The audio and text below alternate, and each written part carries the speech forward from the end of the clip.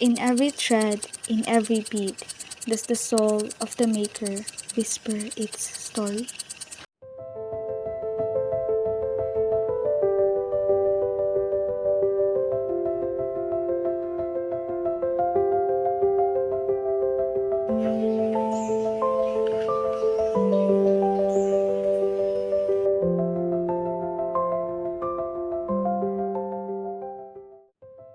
Ang akong ngalan, si Nuna Tere Makabit sa Incabo. Nagpuyo ko dinhi sa Maloko, Manolo Cortes, Zone 4. Ang akong anak is Pito Gid sila kabuo. Diri ra gid ko nagdako sa Maloko, diri ra sad gid ko nanginabuhi og unsa gid ang akong mga nangatun-an sa unang panahon. Ang akong una gid nahunaan, primero gid namong minyo wala pa mi anak. Naghuna-huna mi nga magtahi mi og kanang tsinelas kay naa mi silingan nga pamaligya og mga tsinelas nya naasad sila makina. Nag-awat-awat lang dayon ko og nagtabang-tabang sab dayon ko paghimo og flower arrangement. What was the first artwork or product that you made? Ang akong una nga gibuhat is katong tsinelas, sunod dayon kanang flower arrangement. Pag uli din ako diri, nagkuandayin ko kanang dili na lang nato iabil itong mga negosyo sa mga pagkakad dito kuan kanira. Ang last gid nako din karon ikatulo na ako katong nanghimo ko og mga rosaryuhan nga beads. Gipanghatag din nako sa mga kabataan, labi na katong hibalo na kaayo mo rosaryo, balo na sila mo gamit og unsaon ang usa ka ama nang sulod ka maghimay ka Maria. Ang last gid yung karon nga mao gid niya akong gisaligan sa akong pagnegosyo kaning pagpanahi og unlan. Magigamit na ako ang ground foam. How does it work? Paliton lang nako ang ground foam sa Mandawi. Dalon na nako diri, magtahi sa dayon kudaan og iyang mga sudlanan. Pag abot dayon sa ground foam is butang na lang dayon nako sila sa sudlanan sa kaning himunundan. Dali ra kaayo. Sa usa ka semana makahimo ko og 50 ka buok. Tagpila po na? Tag 200 akong baligya sa kada isa ani. Dali ra kay ang kwarta aning unlan. Kung kamo ang magnegosyo, dali ra kay sa inyong kwarta. What inspires you to keep moving forward?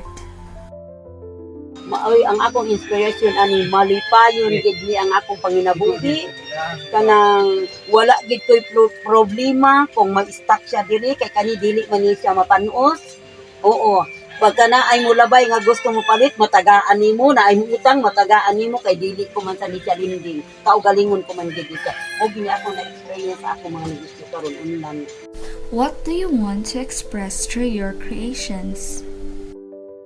Ang akong buot ipasabot sa akong mga buhat kanang maayo gid kaayo siya, kanang murag makatabang sa pamilya, makatabang sa mga isig kaingon nato nga nagkinahanglan ug unsa ilang gusto nga anion nila dinhi sa ato.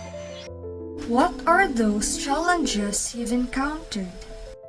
Ang mga pagsuway dili lalim kanang sulo lang sa kanang magtahi magunsa dina kada kay nako na gani maayo na ay unsa ba dia daghan din kay nagtrabaho man lagi di ba makadalahig man gyud nagna ako sa barangay kada na ay mo palit apaso nang dayon ko didto nya murag langan gid hinuon sa akong pagtahi kung naa kay lain nga trabaho mas maayo mag-focus ka sa ikaw ra gyud kung imo ra gid imong trabaho atong sa akong rosarya ni noon ang wala gini ko problema kay kung dili to mga bata tagaan man nimo kung dili sad tanan nga mahalin kay talag sa rabaya gid ang mopalitin ana kay daghan na bay kaina nga mga rosaryuhan ako na lang gani ipanghatag ko na lang gid og kinsa katong gaganahan nga mangayo sa ako magin akong pagsulay sa mudi sa akong paghimo og rosaryuhan dili gid ingon nga halinon gid dayon siya ang ako na lang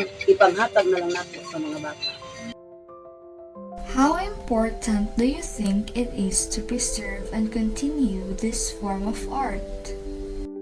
Sa akong pananaw gid mahinungdanon gid kayo kay bisan pananglitan og naay magpatudlo sa ako nga kanang magpatahi mga taman sa mutigulang na sila kwarta man gud ni pirmi o paginabuhi ba yan Were there times when it was difficult to sell your work? Na ay lisod kaayo kanang walay kwarta labi na karon kay hali kanang Holy Week wala kay sapian. How do you ensure the quality of your product?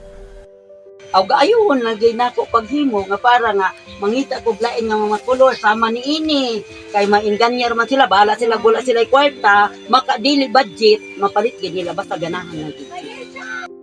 Are there any young people you would like to teach? Kani ang akong gusto ipasa kung desidido lang ang mga bata gyud magpatudlo andam gid kaayo kumutudlo sa ila basta desidido lang gyud mutudlo ko sa ila unsaon pagnegosyo ani unlan unsang pagtaki. What do you plan to do with your art in the next few years? Uy, ang akong plano maluoy lang untang Ginoo nga tas-an pa ko sa kinabuhi para pirmi pagid ko makapanahi pirmi pa ko makapanuroy makapamaligya. The life of an artisan is not easy. Many see art as simple decoration, but for Nanay Terry, it is patience, hard work, and quiet devotion. In a small corner of Maluku, she creates beauty with her hands, rosaries strung with prayer, pillows strewn with peace. No one taught her, yet her hands speak the language of love and faith. She does not rush, nor seek praise. She simply continues, because this is who she is. Through her craft, she reminds us, true art is not just seen, it is felt.